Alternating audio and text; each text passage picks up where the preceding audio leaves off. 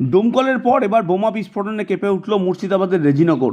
স্থানীয় সূত্রে জানা যায়, বোমা বাঁধতে গিয়ে বিস্ফোরণ, নিখোঁজ এক ব্যক্তি।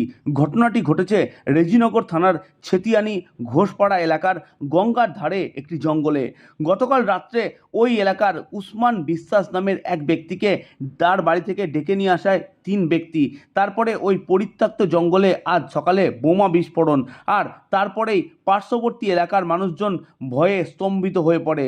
সাধারণ মানুষ ভয়ের চোটে খবর দেয় রেজিনগর থানায়। রেজিনগর থানার পুলিশ ঘটনাস্থলে গেলে দেখে প্রচুর বোমা স্তূপ পড়ে রয়েছে ওই এলাকায় জুড়ে বারুদের স্তূপ এবং তার পাশাপাশি তাজা বোমা কন্টেনার ভর্তি রয়েছে।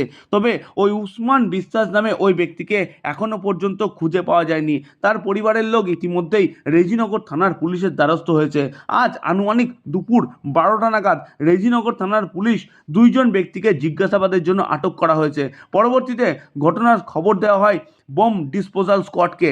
ডিসপোজাল স্কোয়াডের টিম ইতিমধ্যে এসে পৌঁছেছে ওই জায়গায়। তবে ওই কন্টেনার ভর্তি তাজা বোমগুলিকে নিষ্ক্রিয় করা হবে, এমনটাই পুলিশের পক্ষ থেকে জানানো হয়েছে। তবে এখনও পর্যন্ত এই বিষয়ে পুলিশ কাউকে গ্রেপ্তার করতে পারেনি।